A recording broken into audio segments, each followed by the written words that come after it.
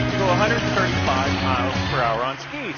Why don't we start it off this way? Let's take a run down the mountain together. In speed skiing, you go 0 to 60 miles an hour in 3 seconds.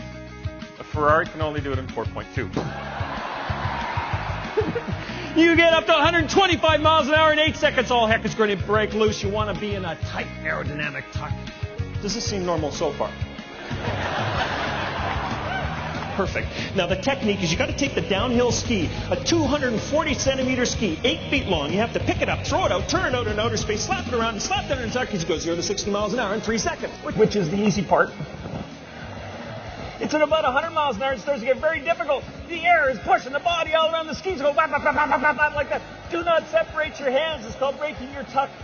You're trying to push down the track, and the air's pushing you around. The skis are going like this. Riding a flat ski is very fast, but very unstable, because sometimes you might catch an edge, and if you catch an edge, it turns the body, it catches the air, and you're in this position. Bye.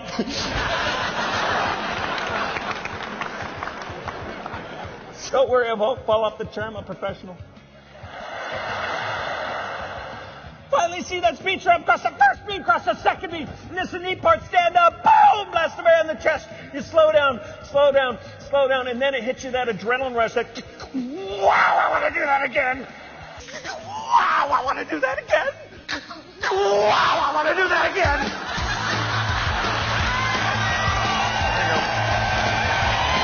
There you go.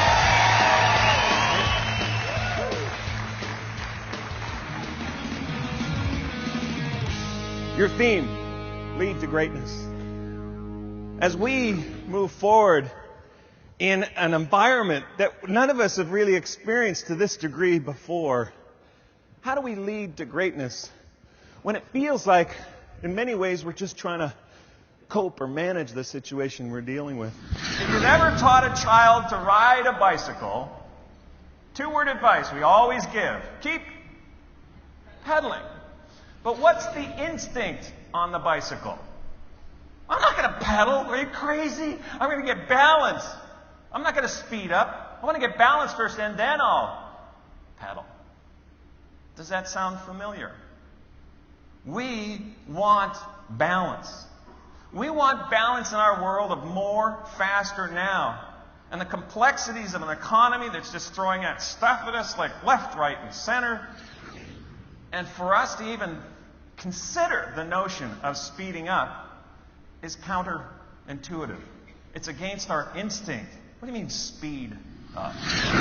If you have employees, if you've got family, if you're part of any kind of organization that's headed in a direction, not only do you tell them where to go, but the why has to do with emotion.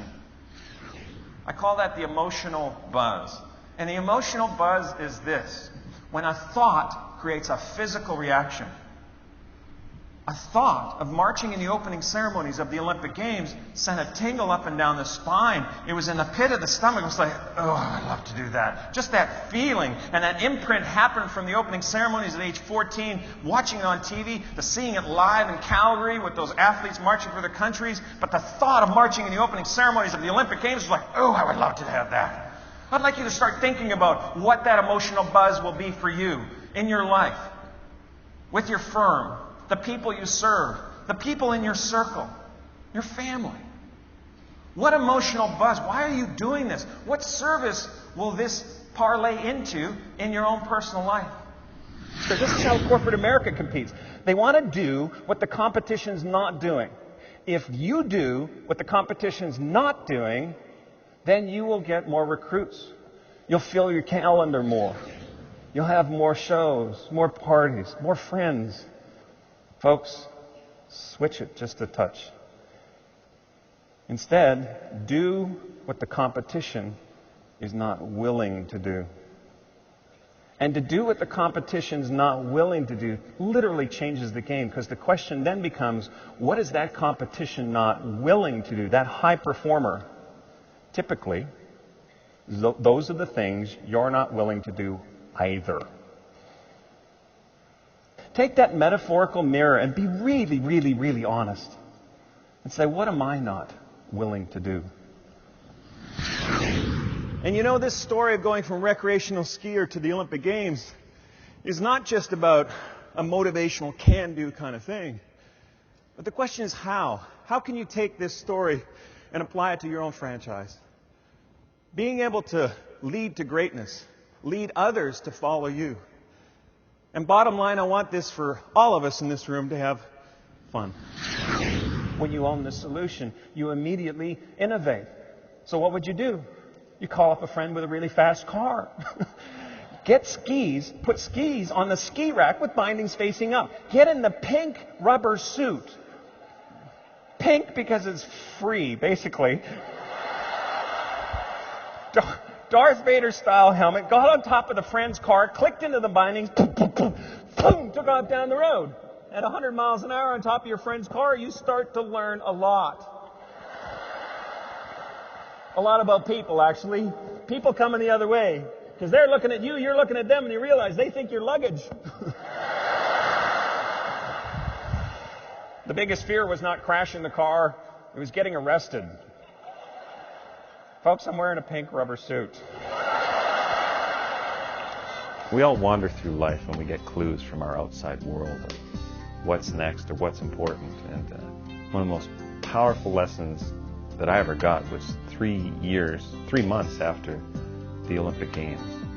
And I was a bit lost. There's something called post-Olympic depression, if you will, where I just didn't know. I had no more goal to strive towards. It almost seemed empty. And I walked by the den of my folks' place. Dad was sitting in his favorite chair, as dads do. He had the TV on mute. He was talking on the phone to some buddy of his, something about the Olympic Games. I wandered by and heard these exact words. Those Olympic Games were the greatest experience of my entire life.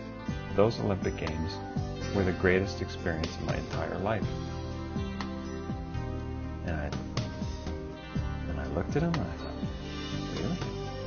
And then he said something that every son or daughter should hear. At least once, and especially by accident. He said, I was so proud of my kid. And then it made sense. And the gift he gave me is winning is a journey of integrity. He didn't talk about the results. He talked about this path that we've taken together, the pride that resonates from being part of that journey. And that's when you know you've got something important. As a new dad myself, now I know, let's just have fun. Let's just have fun. We'll get there. We all hit bumps. Health, relationship, physical, financial. Is our character defined by the bumps we hit, or is it defined by how we respond to those bumps? And your clientele, the people you work with, look to you for that example. Let's wrap this up. Let's take one final run down the mountain together.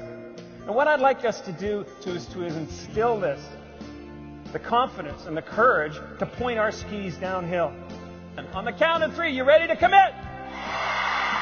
This is that emotional buzz you're committing to, the difference you make in your life and the lives of others. On the count of 3, you're going to commit to this and point your skis downhill. This is the next chapter. Ready? 1, 2, 3. Commit, point your skis downhill, get into a tuck. Actually, you got to face forward. Yeah. Actually, sit back down in the chair. It's way more comfortable that way. All right, you're picking up speed 60 miles, 70 miles an hour. You're done with the competition. You're not willing to do. You got 100 miles an hour, 110 miles an hour, 125 miles an hour, and the earth pushes the body around. Then it's control as we cross the finish line. We realize the mountain we just conquered. We not only did this, we qualified for that incentive trip. And when we see